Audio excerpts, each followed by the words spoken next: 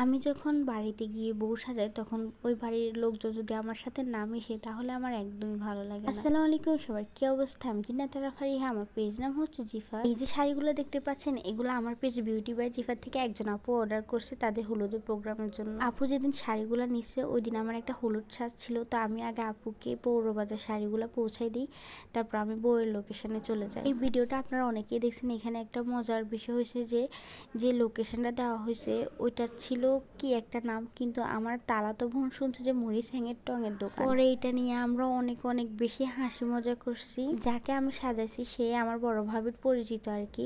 তো আমরা যাওয়ার পরে আমাদেরকে নাস্তা দিচ্ছে আর চা দিচ্ছে, চা না হলে তো আমার চলেই না। আর এই যে তেহেরি দিয়ে দিয়েছে। এর আগে কিন্তু আমি বউ সাজিয়ে ফেলছি, বইয়ের কোনো ভিডিও ক্লিপ আমি দিচ্ছি না যেহেতু বারণ করা আছে আর কি। আর বিয়ে বাড়ির ফুচকা কিন্তু সেরা হয়, এত মজা হয়, এত ভালো লাগে বিয়ে বাড়ির ফুচকা, মানে অসাধারণ। আমি ফুচকা খাওয়াটা একদমই মিস করি না। আচ্ছা, এবার একটা আসল কথায় আসি। আসল কথা হচ্ছে যে আমি প্রথমে বললাম যে বউয়ের বাড়িতে সাজাতে গেলে যদি ওনারা মিশুক না হয় তাহলে আমার ভালো লাগে না। আসলে আমি হচ্ছে মিশুক প্রকৃতির, তো আমি মিশুক প্রকৃতির হওয়ার কারণে আমিও চাই যে আমি যেখানে যাব সবাই যেন আমার সাথে মিশে।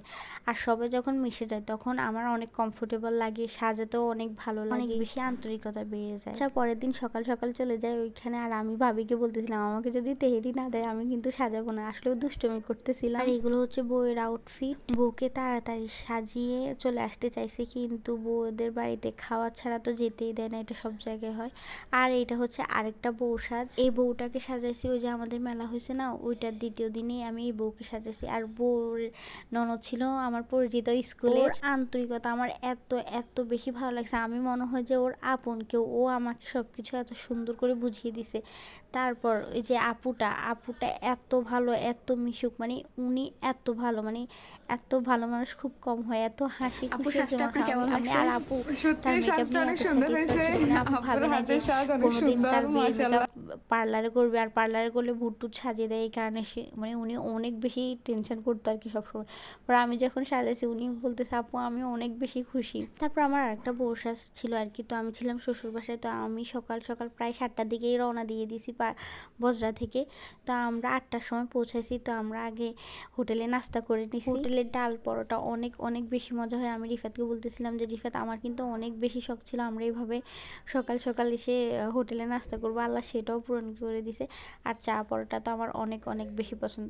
তারপর বাড়িতে আসি, বাড়িতে এসে আমি সুমাইয়াকে সাথে করে নিয়ে যাচ্ছি বউ সাজাতে। এই বউটার লোকেশন হচ্ছে জামালপুর। এই লোকেশনে আসতে আমার একটু কষ্ট হয়েছে কারণ আমি একদমই চিনতাম না আর একটু দূর ছিল। আচ্ছা যাই হোক, এখানে আমি বউ সাজানোর জন্য বসে গেছি। আর এখানেও ওনাদের সব কিছু আমাকে এত সুন্দর করে বুঝিয়ে দিচ্ছে। আপুর আম্মু বোন সবাই এত ভালো ছিল, আর আপুটাও মাশাআল্লাহ এত ভালো ছিল। অনেক অনেক দোয়া করি প্রতিটা ক্লায়েন্টের জন্য, সবার জন্য যেন তারা সংসার জীবনে অনেক বেশি সুখে হয়। আপুর টায়রা নিয়ে অনেকে অনেক কথা বলছেন, কিন্তু আপুর টায়রাতে একটু সমস্যা ছিল যার কারণে এই টায়রাটা যে সোজাই হচ্ছিল না। আমি অনেক চেষ্টা করছি। যাই হোক, সবাই ভালো থাকবেন, আমার পেজের সাথে থাকবেন। আল্লাহ হাফেজ।